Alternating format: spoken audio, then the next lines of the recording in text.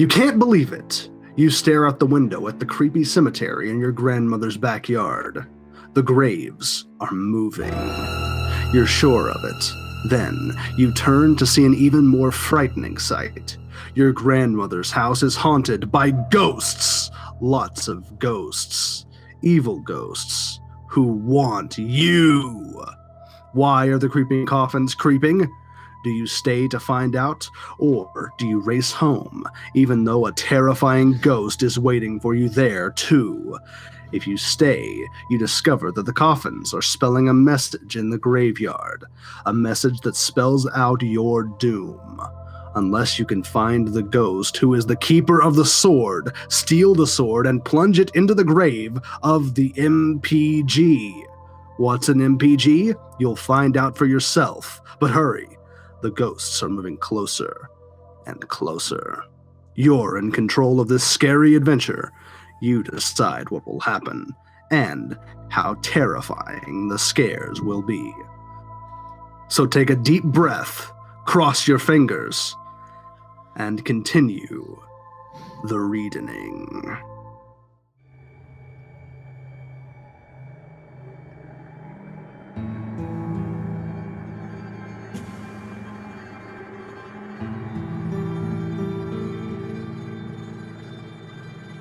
Welcome, fraidies and gentle ghouls, to the Readening. I am Jonathan Von Jett, your host of horror for the evening.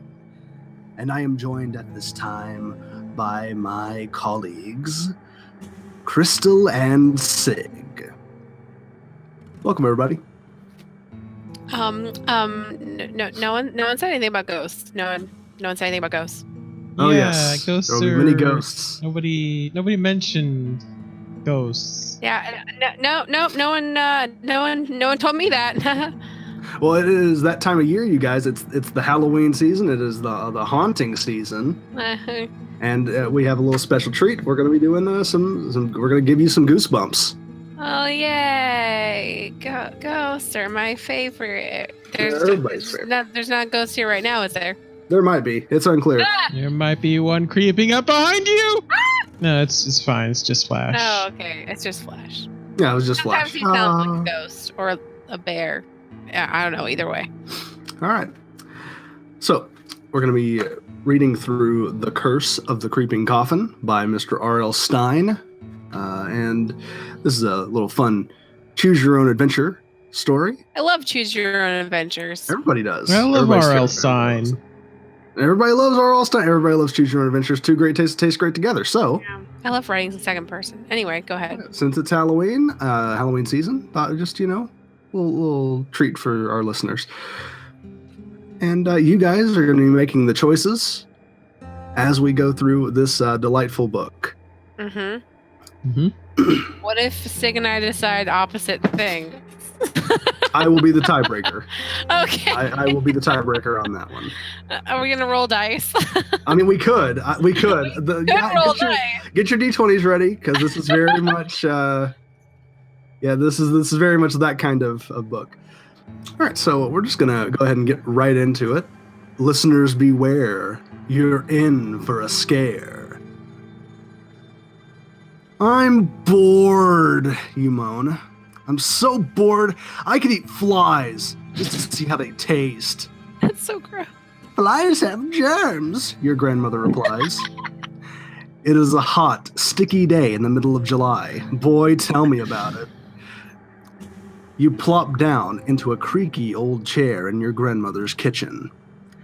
Your parents dropped you off yesterday before they left for their vacation, and already you could die of boredom. Your grandmother's old dog, Sparkle, yawns loudly. He crawls under the table. Moments later, he begins to snore. I know just how you feel, Sparkle, you say. You sigh loudly. Why don't you go outside and find something to do? Your grandmother suggests. She looks up at you from the pie she's baking and nods toward the backyard. Go out there, you think? Into her backyard? No way. You glance out the window. It's probably 90 degrees in the shade, but you shiver. Your grandmother's house is right in front of an old cemetery. Rows and rows of old crumbling tombstones sit just beyond the edge of her backyard. But that's not what scares you. What scares you is that the tombstones have been moving. Okay, I have an important question. Uh-huh. Why is Grandma living in the graveyard? Look,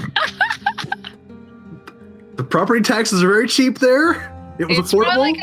Probably like a Civil War graveyard. No, I'm just kidding. I mean, it depending on where in the country you are, plausibly. Yeah, those are all over Virginia, so.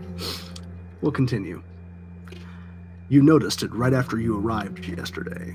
You saw the tombstones from your bedroom window on the second floor. You could tell some of the graves had cool carvings on them, so you decided to go outside and take a closer look. But when you entered the graveyard, something was different. Strange. Some of the graves were out of place. Nah, can't be, you told yourself. Graves don't disappear. But still, from your bedroom window, you could have sworn there were 6 or 7 graves in the back row. Now, there were only 3. Oh, no. Nah. You must have counted wrong. You decided to forget it and went to bed. But when you woke up this morning and glanced out the window, the coffins had moved again.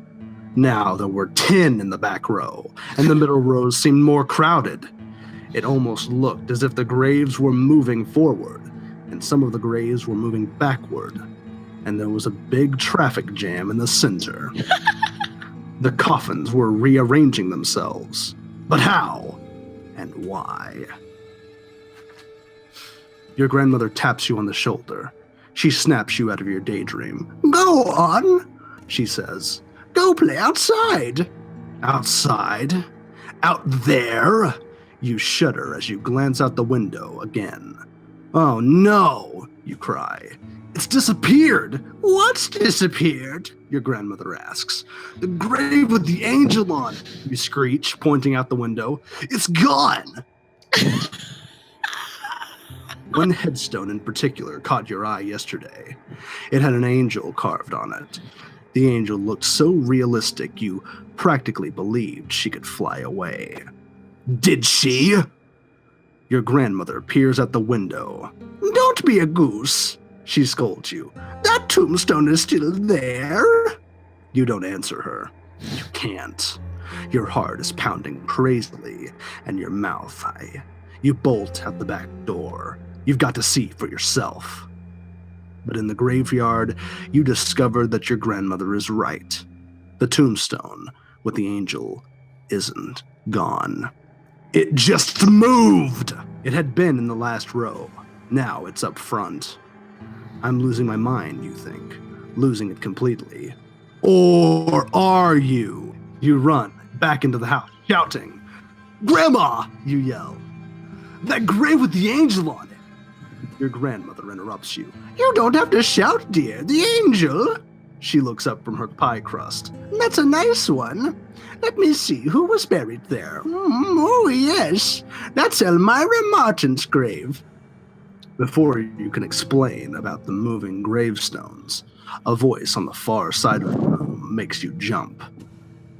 The name is Elvira Martin, the voice says sharply. Not Elmira.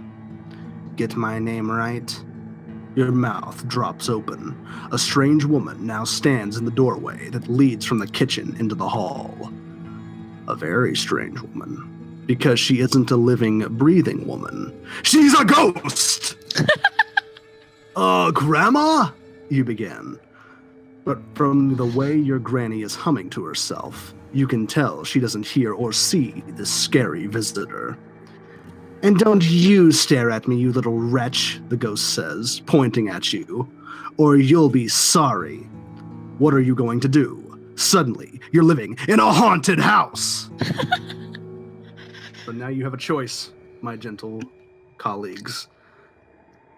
Do we run outside, or Do you talk to the ghost? I choose option 3, where I get an iron bar and I hit her and I pour salt around the doors and the window. Solid choice, Chris. Sid, do you back this up? I also would like to go with that. Yes. I mean, that seems like the way to go, honestly.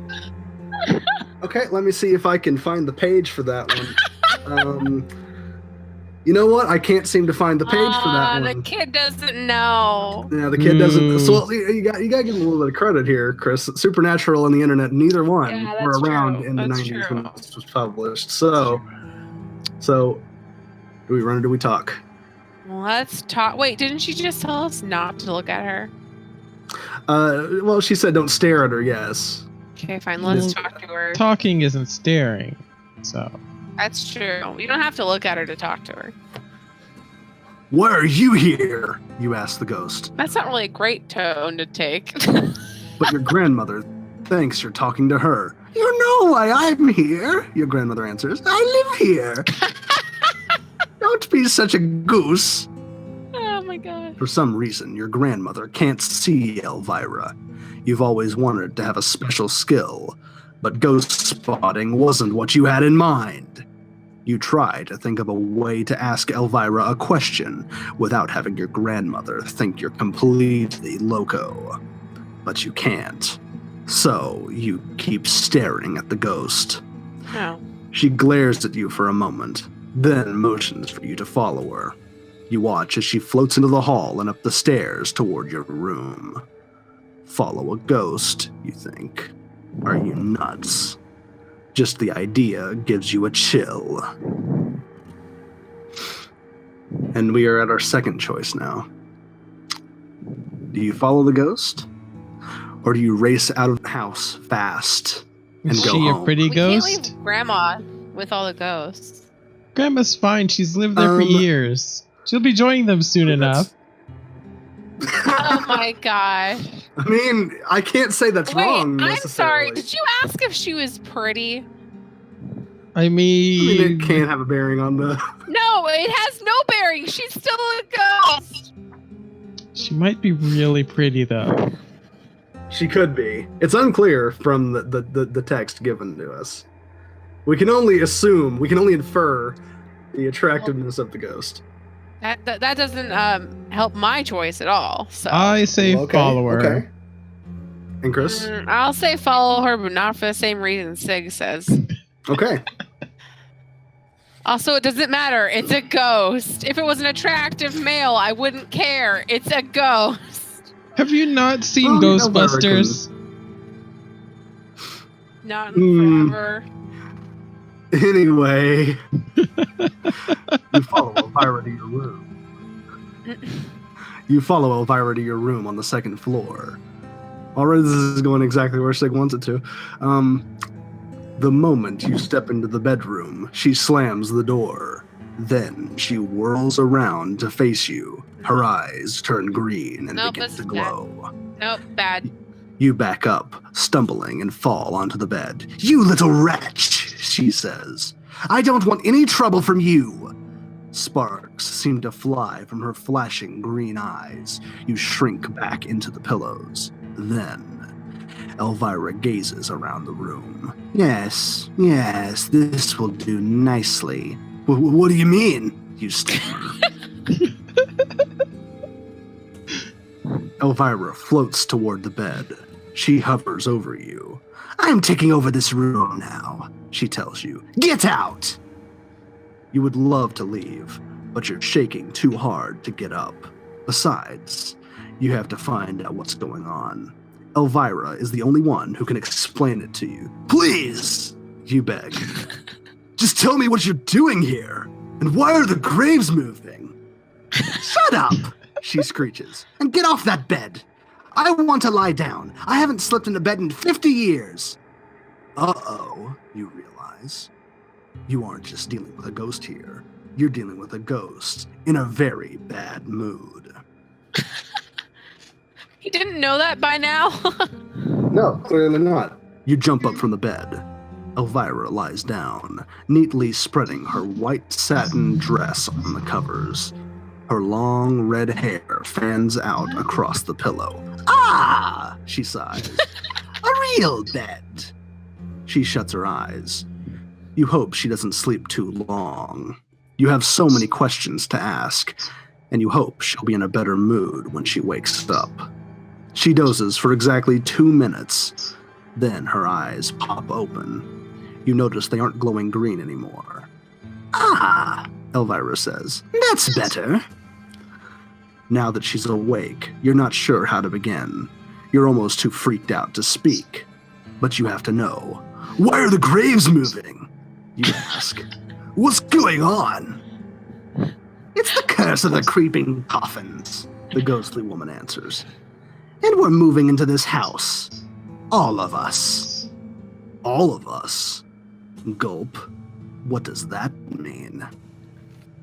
I just want to say it's really nice that we got Keanu Reeves from the 90s to come and stop his Bill and Ted production to help us with this. Shaw! What do you mean, all of you? You managed to stammer. You ask too many questions. Uh-oh. Elvira's eyes flash green again. Don't get in our way, and maybe we will let you live. She soars up over your head and glares down at you. And don't you go talking to that ghost hunter McFarling either, Elvira adds. In the next instant, she floats backwards and disappears into the wall. Well, gotta go talk to that ghost hunter McFarling then. McFarling? A ghost hunter? You are startled by loud, clumping footsteps above you. You glance up at the ceiling. The light fixture is shaking. It sounds as if a whole crowd wearing clunky boots is stomping around in the attic. Who could it be? You are faced again with a choice, my dear friends. Do you go and find out about McFarling, or do you find out who's in the attic? McFarling. I mean... Sig? McFarling. I mean, it could just be a candy salesperson in the attic. No, this is beyond us, and we know it's ghosts. We know there's one ghost and a bunch of moving coffins. And the graves are moving. Yeah. What I want to interject is that she's the one who introduced McFarling to this whole thing. Yeah. You didn't know about him in any way, shape, or form. It's pretty funny. She brought him up. Pretty funny. And don't go talk to that guy about Don't it. talk to the one person who could beat us either.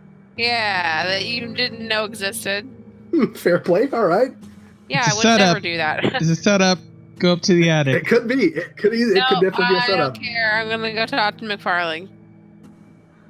And Sig, you want to go into the attic? Yep. All right, let's roll. All right. Yeah. Roll. Roll on here. That's going to be great for our listeners at home. Go ahead. Yeah. Roll. Oh and no, find out that's not promising. An 8. All right, Crystal, you've rolled an 8, but can Sig beat it? Yeah, he easily can. We're With gonna a 17. die. Into the attic we go. We're gonna die. You decide to find out who is making all the noise in the attic. You glance around for something to use as a weapon. Let's see. Your grandmother has doilies, a rocking chair, pillows. Not much to choose from. Finally, you pick up a piece of rope that your mom used to tie your suitcase closed. You have no idea how a piece of rope could help, but it's all you've got. The pounding of feet heavy over your head makes you wonder if you're making a mistake. But you have to find out who or what is in the attic. Slowly, you climb the stairs. Dust from the attic steps stirs in the air and makes you sneeze. Achoo! You stay loud. All at once, the stomping stops. The door to the attic bangs open. No! You scream. When you see what's standing at the top of the stairs. You can't believe your eyes. At the top of the attic stairs is a ghost horse. A huge, wild stallion with its mane flying behind it. Foam drips from the stallion's mouth. Its eyes are wild with fury. The horse backs up a step, then rears up and lets out a terrible, angry whinny. Its hooves crash down, clomping loudly on the attic floor. This is fine. This is all fine. Wait a minute, you think. Was there a horse buried in the cemetery? Then you remember. An extra large grave with a headstone that read, "Here lies glory, too wild for the riders of this world." No kidding, you think. This horse looks like a killer. Quick, you're going to be trampled unless you do something. But what? Now, do you jump onto Glory and ride him to freedom? Or do you use the rope to lasso the horse, the ghost horse? Can we lasso? Can we even? Okay. Have you tried? Are either of these gonna work? Can we jump on it, and can we even use a lasso? I don't know. Have you tried? I mean, either way, one of these could fail. So. Well, anything you do can fail. That's Yeah, but like, why is both options touching the horse when it's very possible that we can't touch the horse? Well, what else are you gonna do? Run back downstairs? You can't outrun a horse, especially a ghost horse. They run through walls. Wait, if we lasso the horse, what are we gonna do after we lasso it? I mean, we'll burn that bridge when we come to it, right? I feel like that's not gonna really help. I mean, you never know. Okay, what do you guys think? Jump on it. Yeah, let's jump on it. All right, that's an insane choice. Why doesn't he lasso it and jump on it? That's what I want to know. Well, I mean, to be fair, you could end up lassoing it and jumping on it if you chose the lasso. But he just said lasso it. Do you want to jump onto the horse? Or do you want to lasso it? I want to lasso it and jump on it. I want to jump on it. It's an either or choice, though. I want to jump on it and see that we can't fall through it. Okay. I shall turn the page. As the ghost horse charges at you, you grab his mane and pull yourself onto its back. Yeehaw! Ride 'em, cowboy. Oh, gosh. There's only one problem.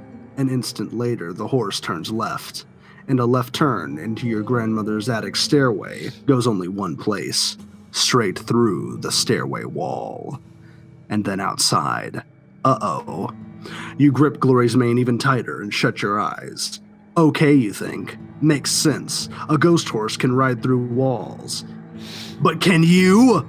No. Bam! Guess not. And that's why when you open your eyes again, you're still riding Glory. You and your ghost horse charging through the moonlit sky, as you will, for eternity. It said on his tombstone Glory was too wild for the riders of this world. But face it, you aren't of this world anymore. Those days have come to an end. We died! Yay! The best ending. Jumping on the horse. We got the best ending possible. Dang. We should have gone to the ghost hunter. No, this is the best ending. It's already over. It is over, as is this episode. We barely got through that. But you got through it. That's what it's... Oh my gosh. Listen, that was the record time for the best possible ending. We died getting slammed into the wall.